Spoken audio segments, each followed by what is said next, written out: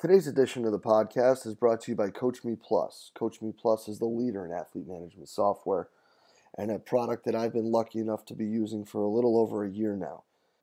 Only rivaled by the impeccable customer service that Kevin and his staff provides, Coach Me Plus's ability to constantly be amoeba-like in their ability to mold and matriculate what you're trying to get across and bring together is absolutely fantastic. Their constant pursuit of better ways and better methods and innovations and progress to their own product is absolutely fantastic. Go over to CoachMePlus.com.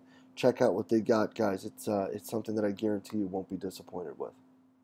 Hello and welcome to the podcast. Today, guys, we are joined by ONNIT Academy Shane Heins and Cristian Plascencia, and we are going to be talking about human optimization and their training principles down there in Austin with the ONNIT Academy. We're going to start out talking about a little bit of history with the Academy and the education system and the certifications that has really been developing for the last 24 months or so. We then start talking about the principles behind their system and the ideas of longevity and durability and how those are just the integral pieces of what they do. And we finish off talking about durability and longevity and how they feed into performance outputs, for different athletes and clients that they've had in the gym. Guys, this is a really awesome talk. I hope you enjoyed it as much as I did. Let's get right to it. Fellas, thanks for being on with us today. Yeah. No problem. Thanks for having us. Yeah, man. So, hey, how about we start out, since there's two people, two voices, let's give a quick intro as to who you are and what you guys are doing down there in Austin. All right. My name is Shane Heins. I'm the Director of Fitness Education here for the ONNIT Academy. And so I came on board 2 years ago, just after the Academy launched, and have been working with our Chief Fitness Officer, John Wolf, to kind of build out this education and trying to bring across a lot of what we've learned over the years in combination with a lot of new learning that's continuing to come out and just kind of finding the correlation between all of those things. And so that's my role here, and I have the pleasure to work with this gentleman throughout his coaching that he does here at the gym, and then also being a part of our education team when we're doing certifications and whatnot. Yeah. So my name is Cristian Plascencia. I've been here now for about 2 years in Austin, originally from California. You've had John Wolf on the podcast here before. So my mom was his second client, like ever. So when he was working like at a Gold's Gym back in California, really close family friends. It wasn't until about my senior year in college, so 3.5 years ago, that I was gonna go the PT route, physical therapy, and then last second he was like, you know what, man, like I'm here at ONNIT, you got a really good head on your shoulders. We had trained a couple times, he'd mentioned that, hey, how about you apply to UT? And then, maybe I'll think about signing you on, part-time and working here as a trainer. So I ended up going that route. Been out here for, like I said, about 2 years now. I work as a trainer in the gym here at the ONNIT Academy in Austin, Texas. And then just like Shane had mentioned, I also work with the education team assisting in the certifications. And, with the certifications, we have tons of disciplines, right? So we have like our foundation cert, which is like our, entry level kind of just how we, view movement, right, with all the tools. And then we have each specific individual certification on each tool. So what I really work in specifically is the durability stream. So, we have our master coach, who's Sarah Jameson. She's out in Canada. And then I assist her as the senior coach for the durability stream here. And then CJ, you actually had CJ on here as well. He does the sport performance, right? So it works a lot with the football players and other athletes who come in here to the gym. So I work, again, in the durability stream within that sport performance group there as well. No, and that's awesome stuff. And a mutual friend, alumnus, it kind of is funny, the connection with U of R and ONNIT with some guy who's got something to do with the company. I don't know. And and Mark Megna down in Miami, That's who right. is a huge supporter and a huge proponent of the education programs that you guys put on. I think that's something we really need to talk more about, because I think that's something that you guys bring to the coaching industry that is really world class, next level type stuff. Because, I mean, obviously what we do is education, and it's a big part of what you guys do. So let's really dive into that, the principles behind the system, and what certifications and how this has expanded over the last like 24, 36 months. Yeah, that's, well, something that, so I guess the beginnings of the ONNIT Academy, ONNIT as a company as a whole, started out, it was around 5 years ago, and 5 or 6 years ago, and it started out with supplements, and the supplements was the primary focus, and a lot of people are familiar with Alpha Brain as the big flagship one, and then it's continued to expand from there, and having the other supplements like Shroom Tech Sport, and looking at different sports performance, what will help performance, and that the tagline, the theme for ONNIT that's looking at is total human optimization. And so having started out in with the supplements, it then started to build and grow and expand. And one thing that there was an appetite for was unconventional equipment. So not only kettlebells, but steel maces and steel clubs and whatnot. And as that started to happen, then they realized, like, hey, we're going to sell some of this equipment, but there aren't a lot of people that actually know how to use it. And it's not just how to use it, but use it in an intelligent way that serves a bigger picture. So, there can be using and really feeling, and getting a good workout on a personal level, but then really looking at, hey, how do we create something bigger where we can create a lot more content? And that was educational content. And that was a big thing that started to move in the direction towards the academy, was let's look at building more educational content so that the people who are buying this unconventional equipment that the company was valuing and seeing as a really important part of total human optimization could, start using it. And at that point, that was when the idea of the academy came on. They brought on a magazine, like a fitness magazine, that would help proliferate that content and build out an education system. And the gentleman that had been a part of the process with the magazine, he's like, I know one person, I know a guy who does all this stuff, and he's been involved in education, and that was John Wolf, whom you guys had on the podcast before. And so they contacted John and said, would you want to come over and be a part of this? And he looked at everything and went, yep, this makes sense. And so he's basically packs up his family and is on the drive to Texas, and he's on the phone and he says, so dude, there's this thing on it. When are you getting down here? Because we've got a hell of a lot of work to do.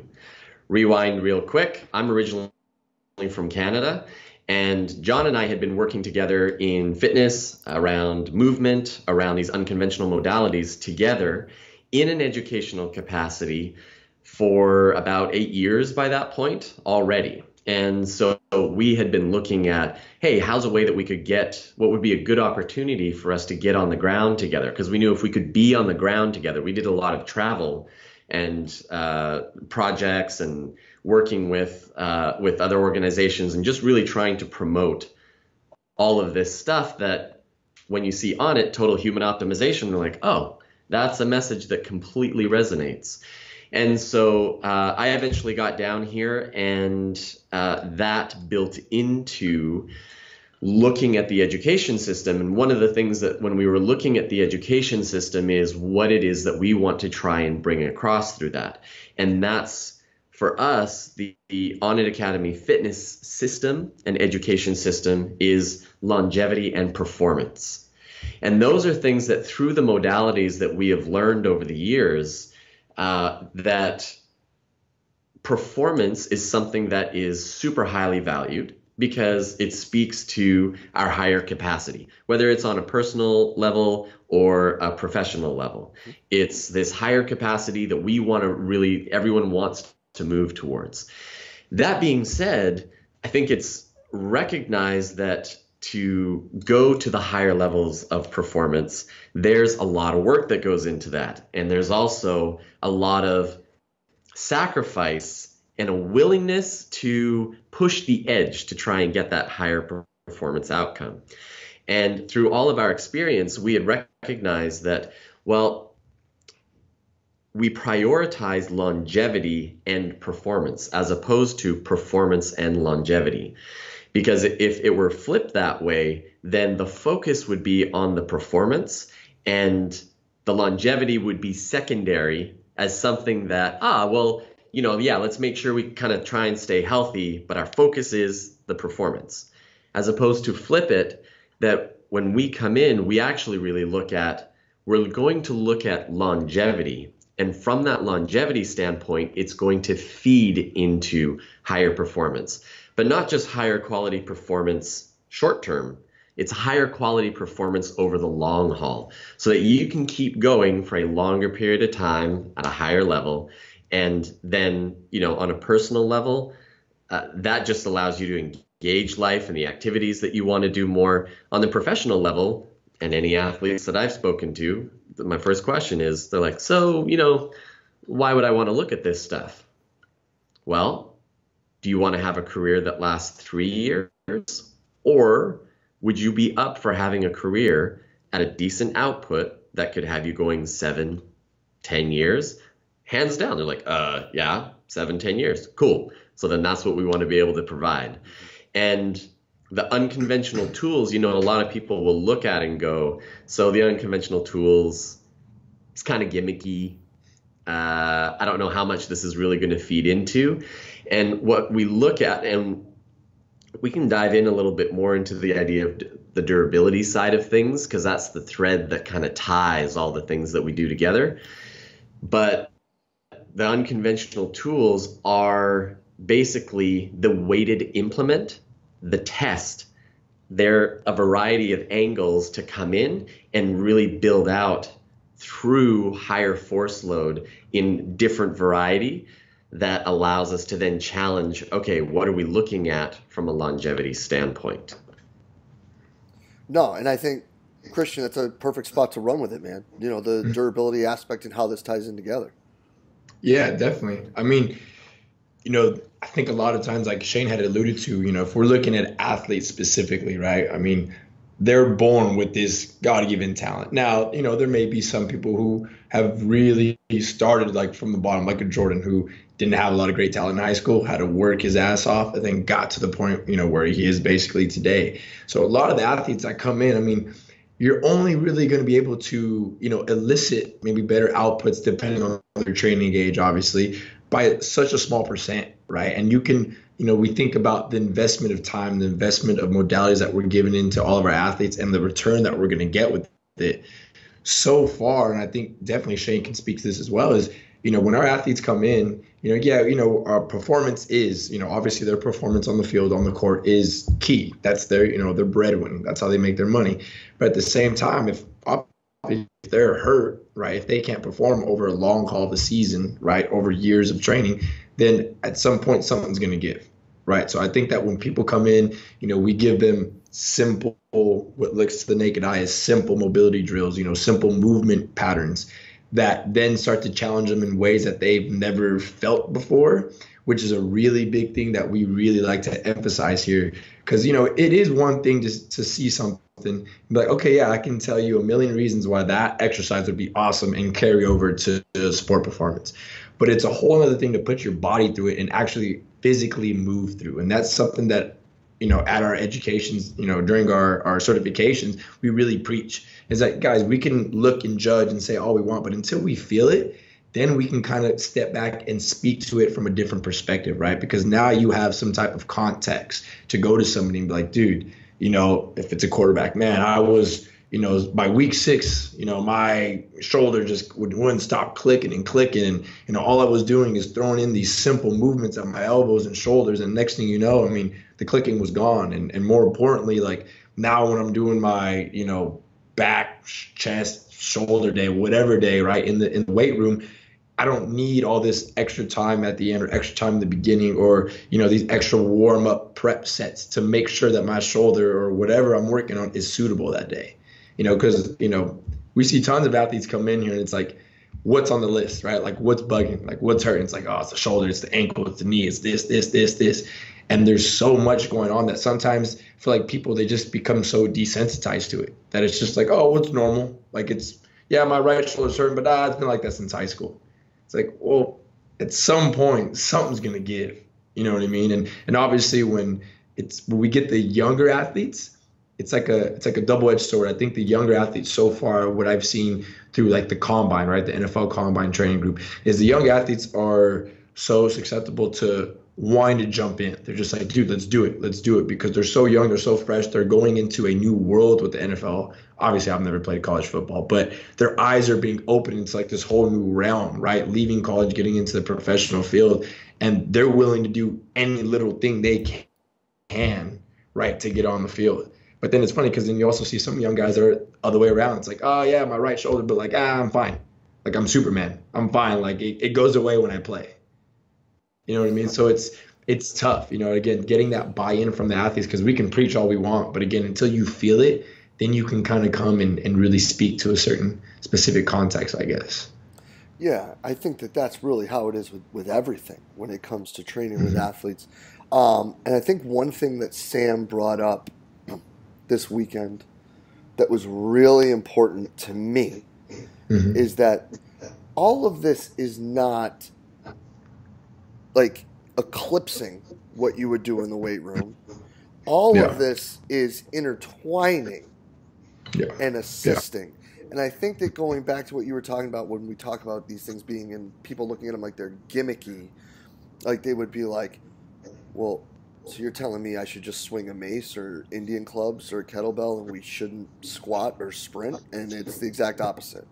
Yeah, absolutely. Well, and that's something that I think, especially in the early go, it's starting now after, the academy has been around for like 2.5 years, but now after consistently being able to interact with a lot of different communities. So there's the collegiate sports performance communities, there are the CrossFit communities, there are the group fitness class communities, there are your everyday. We were keeping track of numbers, just kind of getting a sense of who's coming to our certifications.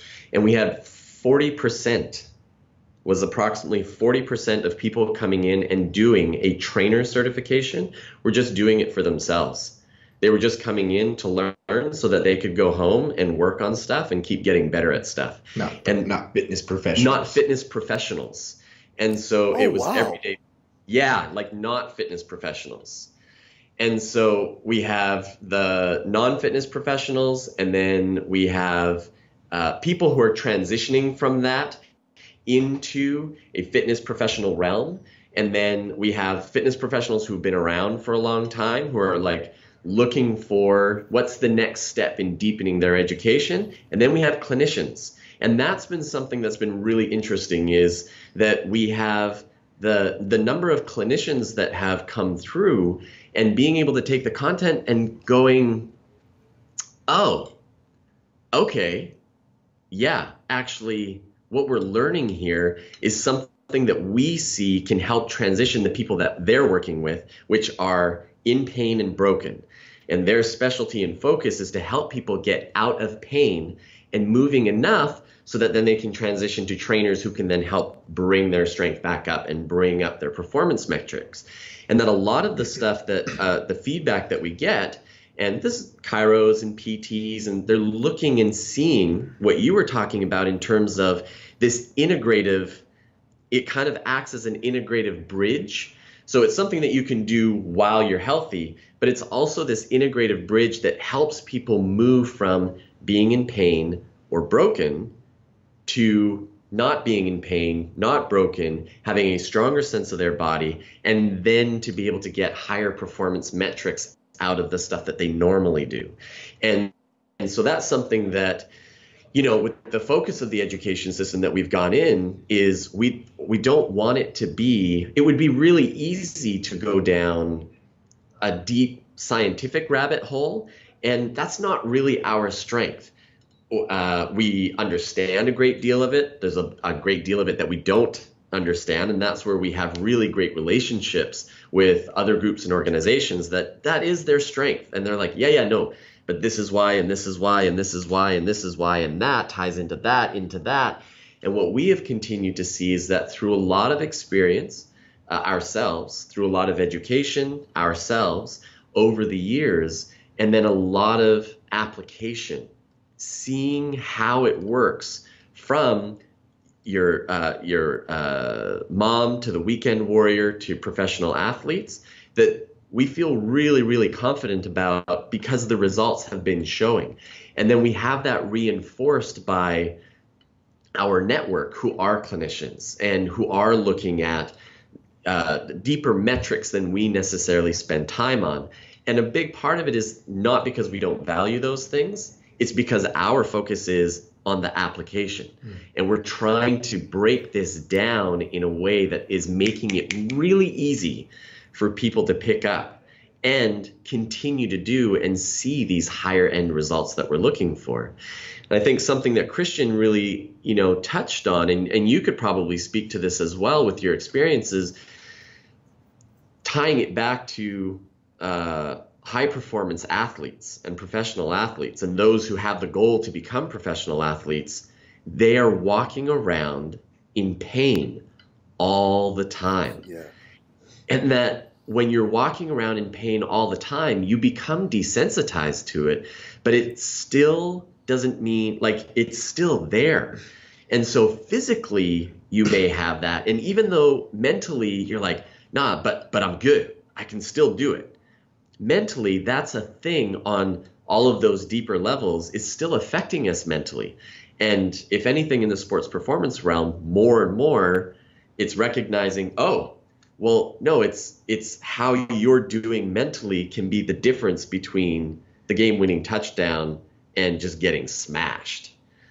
And when we're in a constant state of pain, that is constantly competing for your mind to be able to be in the space. Even if we're ignoring it, underneath the surface, it's still competing. And so I think that integrative complement that we're looking to provide is, hey, we can look at the elements of structure. We can look at the elements of optimal alignment. We can look at the elements of how to distribute load effectively through your body.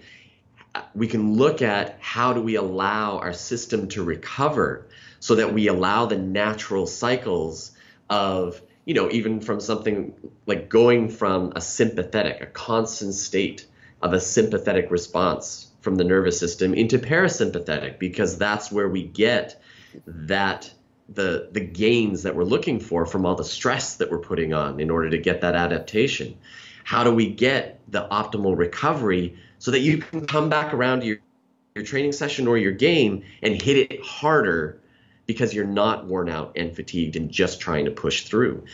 And I think that's something that, we talk about in durability, that mentally there is a lot of emphasis put on being resilient, mentally resilient. And I think there's so much value around that. And there isn't enough,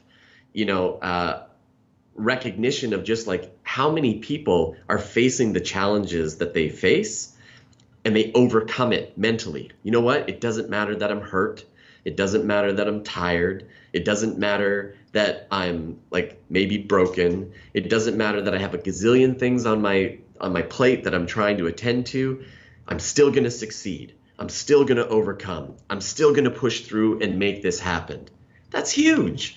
That mental resilience is one of our greatest strengths. And yet, currently, culturally, that mental resilience is willing to sacrifice what is the vehicle that is carrying us through all of that. Mm-hmm. And I think that's the part that we can push our bodies beyond anything that most of us can imagine until we're put in that position. But if we don't attend to then the resilience of our body, the resilience of our system, of our vehicle that is carrying us through, well, then it doesn't matter how mentally resilient you are. At a certain point, the vehicle won't take you any further. And then you kind of got to go, all right, I guess that's it. Mm-hmm. And so if what we're doing is looking at, all right, how do we then support your vehicle to then match what you've been doing mentally? And if we can do that, then your pain is going down, how hurt you are is going down, which is opening up access mentally to being able to be there on game day and perform at your highest potential. So I think that's a big element of, and it just, because you hit on that, because that was, something that we speak to and Sam spoke to so well, is we're not looking to replace anything with what we're doing. If anything, we're looking to support, just integrate, complement, and support what you already do well so you can do it even better. Yeah, and I think that, piggybacking on what you're talking about with the mental resiliency is, in this day and age, so many of these kids are constantly hearing from coaches that they're soft, and it's all about mental toughness, which we could talk about for hours. But really, when you're doing things to help them and improve this durability and longevity, the biggest impact it could have on performance is the fact that they're not getting ripped at for being soft because they're not hurting now.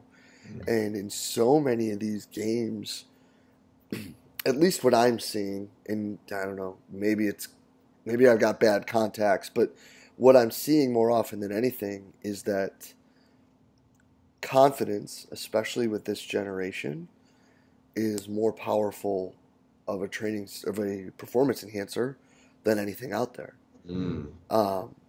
So if you can get them to believe in themselves more and not worry about my knee, my back, my shoulder, to the same extent, maybe you're not, curing, if that's even a word, but you're assisting in the rehabilitation or the decrease in the issue, then that impact on confidence in and of itself could be the greatest performance enhancer that you could provide them. Yeah, big time. Yeah. So then let's talk about then how these two really do feed into the performance outputs, that you guys see, in your clients and the athletes that you work with. I think that'd be a good one for you to jump on, just with the combine guys you worked with. Definitely. So kind of tying it in, I'll kind of finish it with what we saw once we, put it to the test with our combine athletes here. But, the way that we kind of look through the lens of, what is durability and how do we look at longevity and how do we look at facilitating this throughout the body, we really kind of try to simplify it as much as possible in the sense that we kind of look at it as 3 eyes, right? So we'll look at just the individual joint complexes, right? So we'll go through the body and just see, how's the ankle work? Independent of the knee independent of the hip independent of, we can go on for days and looking at each one. And obviously within that, we have tons of standing joints, like standing mobility series, if you would want to call it that, where we can kind of check out, okay, how does this person move when we ask them to isolate this. Then to take it a little bit further with complexity, then we start to look at how well do they integrate several joints right through movement. So not really looking at the full body integration yet, but just, 2 inclusive joints or, adjacent joints and how do they work together, right?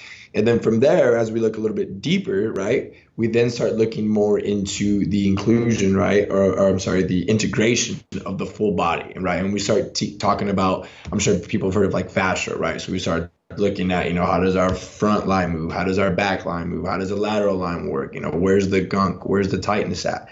And from there, once we kind of get a better feel, I guess if you want to call it assessment, then we can kind of start to make like our roadmap of where the heck we would want to go, right?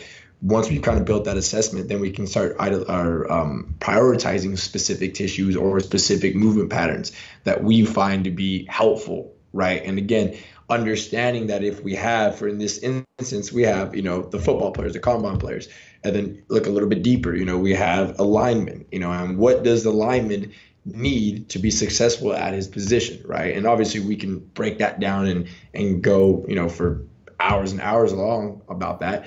But basically, for the most part, although they're all different positions on the field, they all have to have the same type of prerequisites for movement, right? So there's specific things that we need from the ankle. There's specific things that we need from the hip, right? There's, if there's a lack of range of motion in one area and there's an excess in one spot, right? We know that's going to feed into something down the road. Now, the tricky part is also being able to understand that athletes are great compensators, right? And so the things that they have in their bodies are obviously there and probably giving them a, next step up or letting them be the starter instead of the third string running back, So it is like that interplay between, okay, I'm going to give you an individual dose, right? We're going to do this, hamstring. So hamstrings are an awesome one, right? A lot of people are like, well, maybe, tight hamstrings do help, specific jumpers or specific sprinters. Like we want to have a specific level of tightness, right? When it comes to the hamstring so that performance outputs can be, optimal.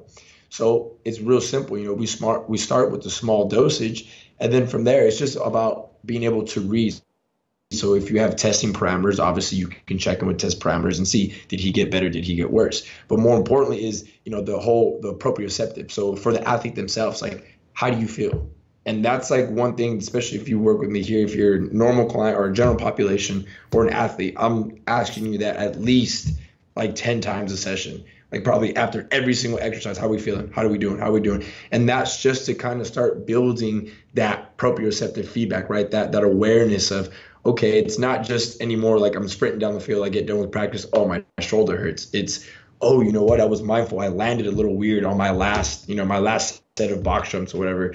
On my squats, I kind of felt like my knee was kind of buckling outside. And if anything, the athletes becoming more aware of what's going on in their bodies obviously allows them to kind of be their own trainer, right? Or allows them to a certain extent, obviously, but it allows them to kind of self-diagnose themselves and understand that, like, hey, you know what? I did a lot of this today. It makes sense that I'm going to be a little sore here today, right? Or, hey, I have this issue already going on. I know that before I go do any type of sprints or any type of jumps, I need to be able to condition these specific tissues or this specific line, So, that's one thing, like Shane had mentioned, to our crowd that come to the certs, like they're not very, a lot of them aren't trainers. So we can't really talk in the, I can't even, like the quadratus labortum attaches to the obliques here and does this and they work in cohesion, because we can dive again down that rabbit hole, and there's other people and other organizations that probably do it a little bit better than us. But our deal is, let's get you moving and let's get you kind of thinking in this way that, hey, like, this is what my body naturally does. This is a cool way that I can know how I can tap into and I can, effectively, or give it an effective dose without taking away performance outputs. Could you share a little bit? I think it's like super valuable tying off of that, just sharing a little bit about the experience with a couple of the guys where they came in and their state. And I think, what Jay was talking about in terms of the, where there may have been mentally, and then starting to do this work that you were doing with them and how after a few weeks, what the shift may have been. Both mentally and how you saw that translate into the physical expression. Yeah. So one of the guys specifically, his name is Kent Perkins. He played ball over here at UT. He's with the Cincinnati Bengals right now, going in as a rookie. And when he first came in, pretty good range of motion when it came to like the hips, right? I mean, the knees, a little bit of knee issues, nothing crazy. He's a lineman, right? Lineman, right? Okay. Offensive lineman. And so obviously, going in with that map already, okay, he's a lineman, he's a football player, seeing the way he moved, I already can kind of start making a little checklist of things we had to work on, right? And one of his biggest things, amongst many other things, is he spends the majority of his time in a squat, a staggered squat, if you would want to call it that. And so there's specific, prerequisites to that movement in order for him to be successful that need to be in place. So he went and played in a, gosh, I don't even think it was a bowl game. I think it might have been a senior bowl game, like in Florida, I believe. And there was obviously tons of scouts there looking at everybody, checking out how they're playing, how they're practicing, kind of putting them through specific movement patterns. I kind of just see like, hey, like a deep squat, right? How much can they squat ass to grass, and how comfortable do they look down there and whatnot? And after that game, we've maybe been working with each other for 2 weeks. He did that game. He came back and worked with me for about two and a half months. He went back into his pro day at UT, and same scouts were there, probably even a little, I think maybe a little bit more. There was a lot of scouts there at UT, checking out the performances.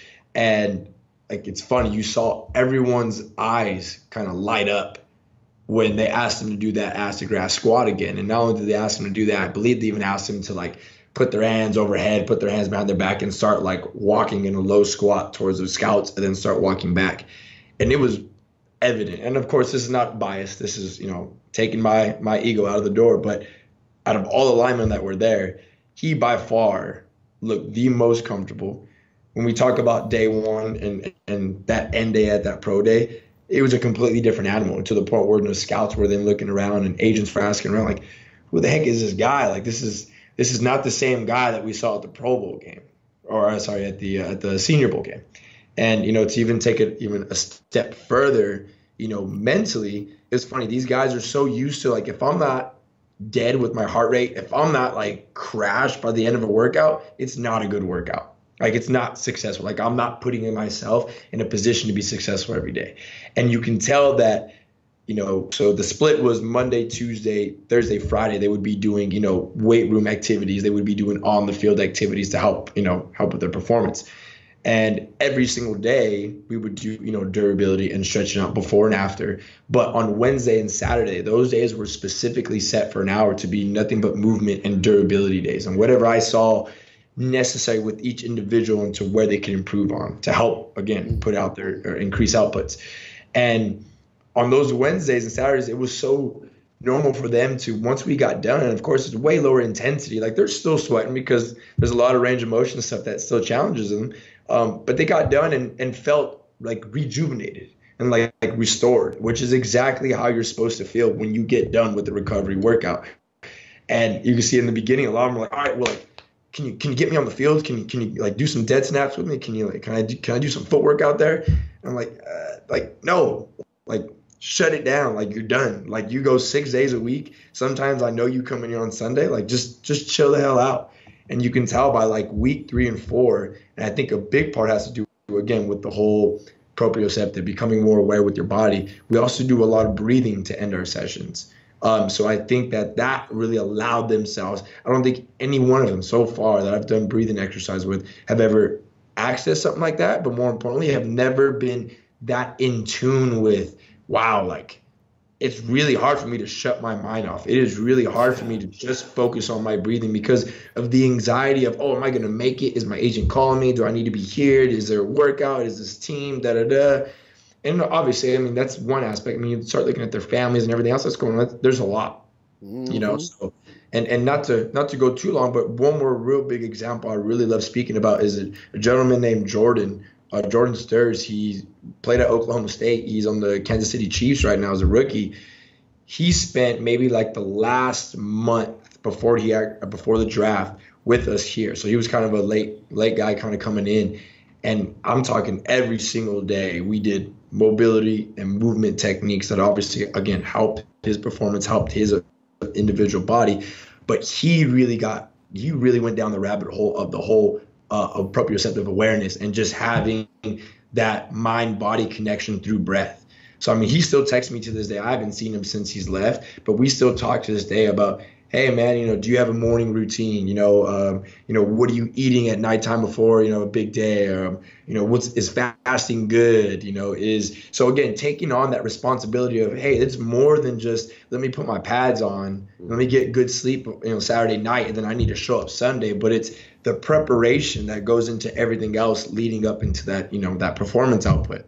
So it's amazing to see, like we talked about, yes, the physical, the changes are there. That's that's inevitable. If they put the work in, it's going to happen regardless, and we've seen that. But mentally, you can tell the people who kind of take that next step and are like, okay, this is more than just physical here, right? But this is more about taking care of my mind. So again, so that it allows my vessel and my mind to work together and be as optimal as possible.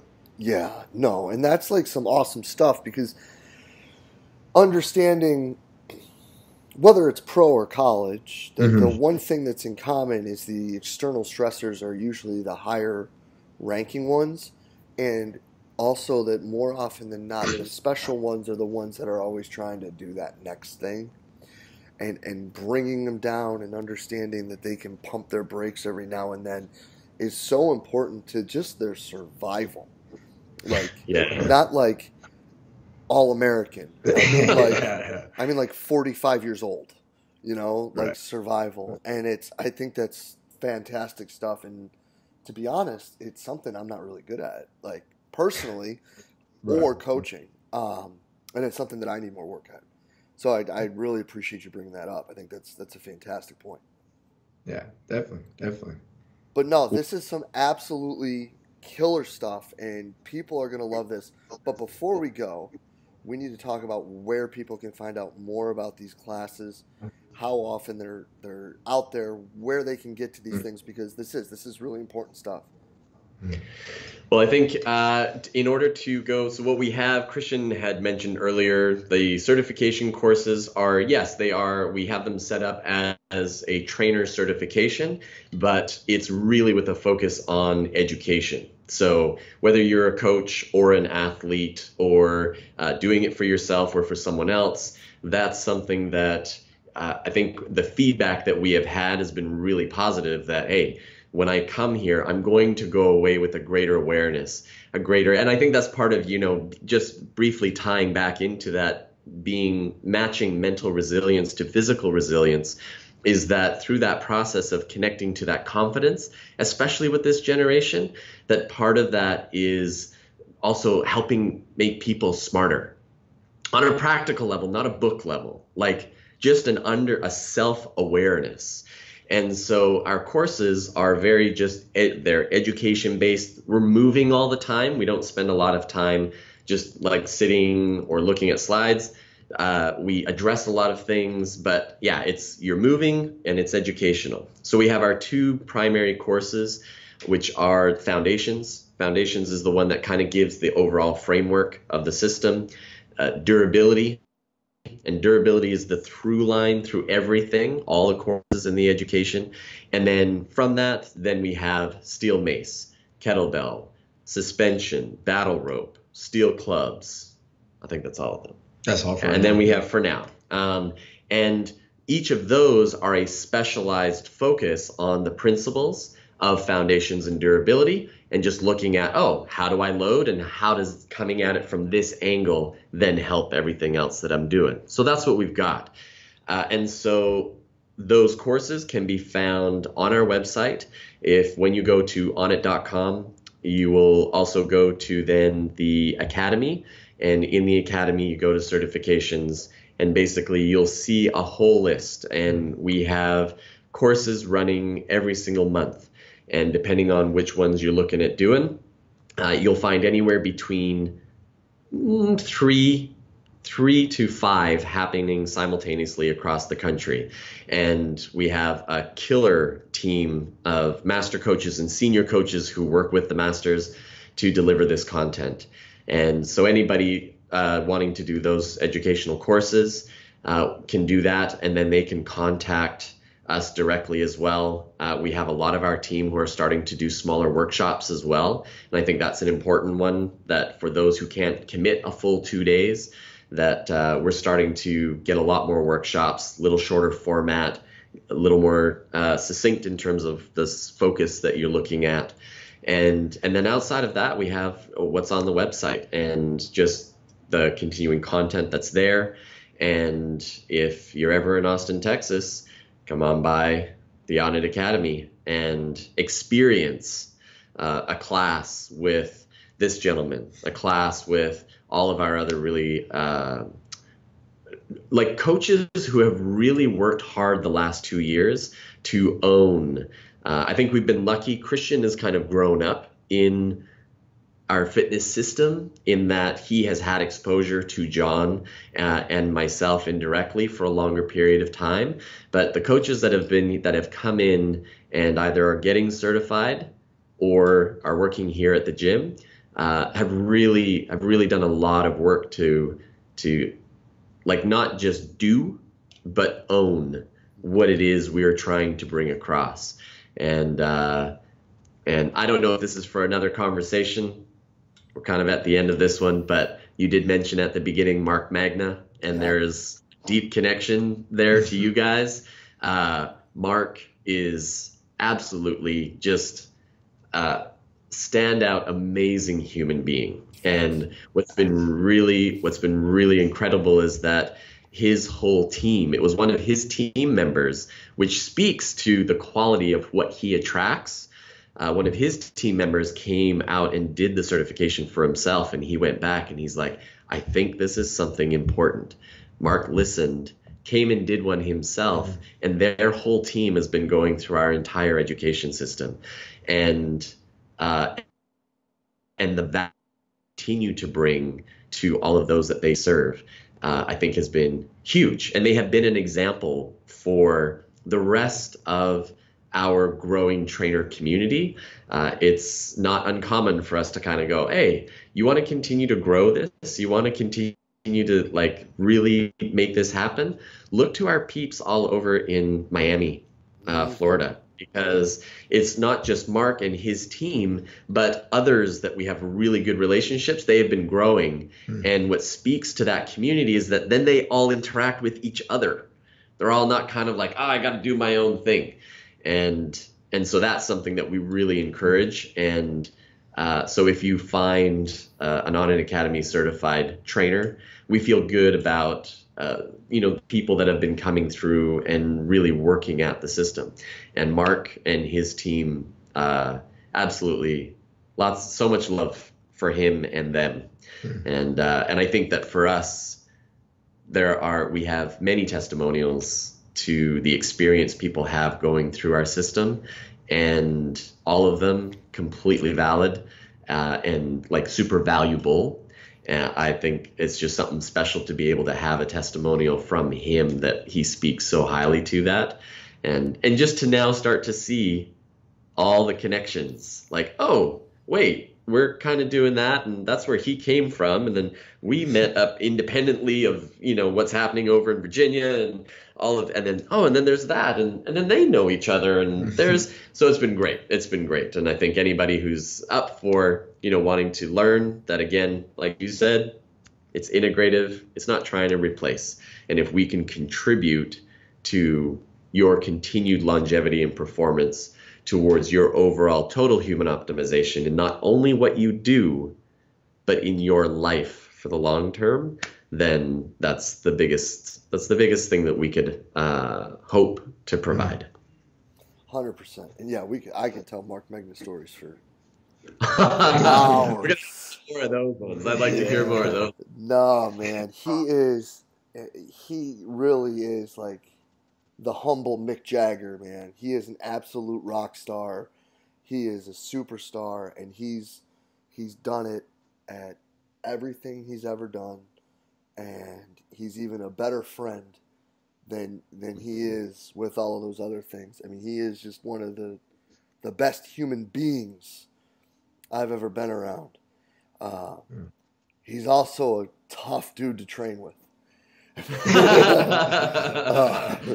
He's gonna get you to get it in. That's for sure. Like, yeah, I haven't had a chance to get up with him at, I don't know what time, like at 3:45 or 4 a.m. in the morning to get the workout. But one of these days, I'm gonna jump in and we're gonna get at it. I'll tell you what, you better have that clutch in and be ready to get to fifth gear real quick, because he don't mess around in neutral all that often. But yeah, he's an absolute stud in the profession, and he's everything that we need to keep really pushing things forward in a positive direction. If there's a lot more people like Mark, there'd be a lot more open conversations like we're having here, that we're trying to push with what we do here at Central Virginia. And it's Yeah, man, I'm really, really grateful for your time today, guys. I can't thank you enough. This is fantastic stuff. We'll make sure it's all linked in underneath too. And we'll be in touch soon, fellas. Thank you so much. Sure. Great. Thank you very Jay. much. Yeah, appreciate it, guys. And a huge thank you to ONNIT Academy, Shane Heins and Cristian Plascencia for spending the time with us today. Guys, I love a lot of the things that they're talking about here. I think that we get into these pendulums as to moving way far left and way far right as to performance versus prehab or durability or robustness or whatever cool term we're using now. And what these guys are talking about is just a congenial program working together to build that robustness or durability or longevity or whatever term we want to use along with your performance variables. I love it. I love everything that they're doing down in Austin, which is why they've been involved in the seminar. So, guys, I can't encourage you enough. Check out the website below. Check out what they're doing. These are classes my staff and I are going to start getting involved in. I'm really excited about it. I think it's fantastic stuff. And as always, guys, if you enjoyed it, please share it through the social media outlet of your choice. Facebook, Twitter, Instagram, whatever it may be. If you came across this on the internet and you're not a subscriber on iTunes, Podomatic, or YouTube, please hit that subscribe button. If you enjoyed it, hit that like button. And please, leave a review on iTunes, Podomatic, or YouTube for us. That really helps us continue to push the information forward to all the great coaches out there, guys. And again, as always, thank you so much for being a part of what we're doing here at Central Virginia Sport Performance and taking your time to listen to the podcast, taking your time to read the post and all of those things. We can't thank you enough for all of your involvement, for everything we do here at Central Virginia Sport Performance. We'll be back next week with another awesome guest. We will see you then.